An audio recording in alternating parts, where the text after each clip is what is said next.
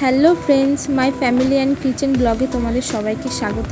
অনেক পুরনো একটা রেসিপি তোমাদের সঙ্গে শেয়ার করছি। আজকের রেসিপি চাল কুমড়ো পোস্ত। চলো শুরু করা যাক।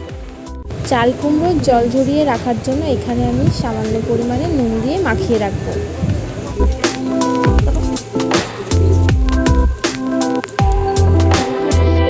সবথেকে ইম্পর্টেন্ট হলো পোস্ত ছাড়া রান্নাটা পুরো ইনকমপ্লিট। এবার আমি পোস্তটা গ্রাইন্ড করে নেব। তোমরা চাইলে এখানে শিলনোড়াও ইউজ করতে পারো। পোস্ত গ্রাইন্ড করা কমপ্লিট। এবার আমি পরিমাণ মতন জল দিয়ে একটা পেস্ট বানিয়ে নেব। এবার পরিমাণ মতন জলটা দিয়ে পেস্টটা বানিয়ে নিলাম। এবার সমস্ত উপকরণগুলো একে একে ভেজে নেব। অবশ্যই বড়ি দিতে ভুলবেন না। কড়াইটা গরম হয়ে গেছে, এবার তেলটা দিয়ে দেব। এরপর বড়িগুলো ভেজে নিই লাল লাল করে।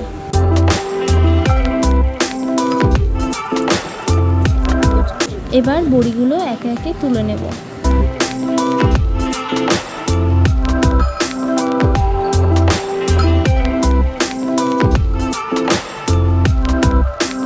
এরপর ফোড়নের জন্য শুকনো লঙ্কা, তেজপাতা, কালো জিরে, কাঁচা লঙ্কা দিয়ে একটু ভালো করে ফ্রাই করে নেব।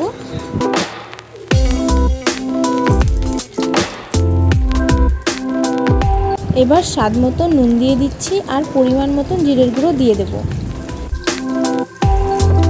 এবার ভালো করে ফ্রাই করে নেব। এবার জল ঝরানো চাল কুমড়োটা দিয়ে দিচ্ছি।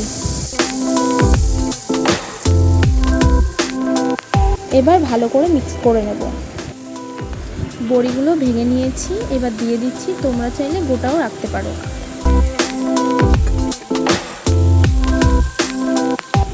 রান্না প্রায় কমপ্লিট। এবার আমি স্বাদ মতো চিনি দিয়ে দিচ্ছি।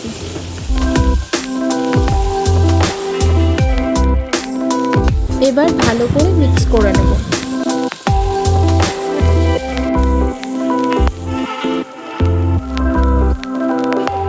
এবার পোস্তর পেস্টটা আমি দিয়ে দিচ্ছি।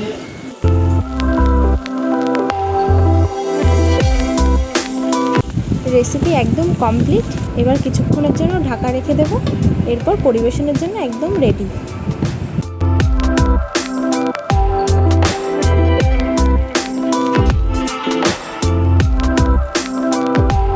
বন্ধুরা, রেসিপিটা কেমন লাগলো অবশ্যই কমেন্টে জানিও।